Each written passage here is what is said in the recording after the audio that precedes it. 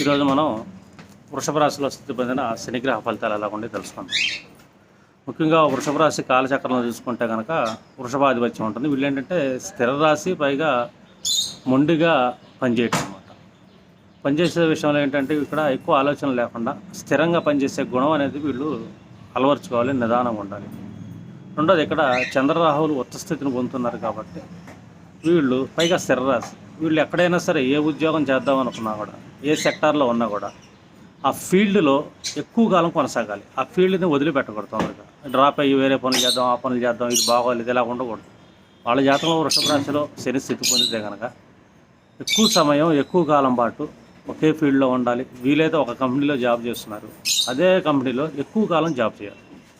ఈ విధంగా ఇలా ఎక్కువ కాలం జాబ్ చేస్తే ఎక్కువ ఫీల్డ్లో ఉంటాయి. ఎప్పటికప్పుడు క్రియేటివిటీని తెచ్చుకుంటా, ఎప్పటికప్పుడు లెర్నింగ్ స్కిల్స్ పెంచుకుంటూ ఉంటే కనుక వీళ్ళనేది టాప్ పొజిషన్కి వెళ్ళే ఛాన్స్ ఉంటుంది. రెండోది, వృషభ రాశిలో శని స్థితి పొందడం అంటే ఆల్మోస్ట్ దశమాధిపతి, లాభాధిపతి కాలచక్రానుసారం స్థితి పొందినట్టు. వీళ్ళు ఏంటంటే ధన సంపాదన విషయంలో చాలా ఫాస్ట్గా ఉంటారు. ధనం కూడా ఫాస్ట్గా వచ్చే ఛాన్స్ ఉంటుంది ఈ జాతకాలకి. ఇప్పుడు మనం వృషభ రాశిని తీసుకున్నాం అనుకోండి, సెకండ్ హౌస్ అంటే మన ఫేషియల్ కానీ, మన థ్రోట్ కానీ, మన వాయిస్ కానీ, అండ్ ఫైనాన్షియల్ సెక్టార్స్ కానీ ఇలాంటివి ఉంటాయి. అంటే వీళ్ళకి ఏంటంటే మేకప్ ఆర్టిస్టులుగా ఉండే ఛాన్స్ ఉంటుంది, బ్యూటీషియన్స్గా ఉండే ఛాన్స్ ఉంటుంది. వీళ్ళు ఏంటంటే నిదానంగా ఎక్కువ కాలం ఆయా సెక్టార్స్లో ఉంటే కనుక మంచి టాప్ పోస్టులో ఉంటారు. రెండోది, సెకండ్ అనేది వాయిస్కి సంబంధించింది కాబట్టి వాక్కు సంబంధమైన వృత్తులు చాలా ఉంటాయి. అందులో పౌరోహిత్యాలు ఉంటాయి, సింగింగ్ ఉంటుంది, పాటలు పాడే ఉంటుంది, స్పీకర్స్ ఉంటాయి, ఇలాగా ఉపాధ్యాయ వృత్తులు ఉంటాయి. ఇలాంటి సెక్టార్స్లో కూడా వీళ్ళు ఏంటంటే బాగా సౌమ్యంగా మాట్లాడటం, మధురమైన భాషలు అంటే స్వీట్ వాయిస్, స్వీట్ మాటలు మాట్లాడటం, ఈ విధంగా వీళ్ళు స్కిల్స్ని డెవలప్ చేసుకుంటే కనుక వీళ్ళు ఆయా సెక్టార్స్లో చాలా ముందుకెళ్తుంటారు.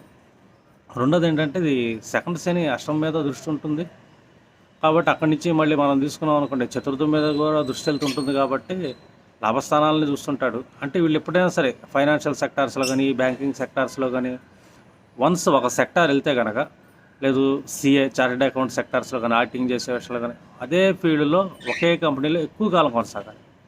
అలా ఒకే కంపెనీలో ఎక్కువ కాలం కొనసాగుతూ ఉండాలనుకోండి, వీళ్ళు ఆ కంపెనీకి హెడ్ అయ్యే ఛాన్స్ కూడా ఉంటుంది. ఇప్పుడు కొన్ని జాతకాలు చూసాము, యోగి ఆదిత్యనాథ్ కానీ, ఇలాగ సుందర పిచాయ్ కానీ, ఇలాంటి వాళ్ళ జాతకాల్లో చూస్తుంటే వృషభ రాశి హయ్యర్ పొజిషన్ తీసుకెళ్ళారు. ఎందుకంటే వాళ్ళు ఒకే సెక్టారే కాదు, ఒకే కంపెనీలు ఎక్కువ కాలం స్థిరపొందారు. పొలిటికల్గా కూర్చున్నారు, ఒకే పార్టీలో ఉండాలి, ఆ పార్టీలు మారకూడదు. ఇలా ఏదైనా సరే స్థిరమైన నిర్ణయం తీసుకుంటాం, ఆ వృత్తిలో కూడా స్థిరంగా ఎక్కువ కాలం కొనసాగటం, నిదానంగా వెళ్ళటం, డైలీ లెర్న్ అవ్వటం, అండ్ మంచి వాయిస్, మంచి ఫైనాన్షియల్ మేనేజ్మెంట్ చేస్తే కనుక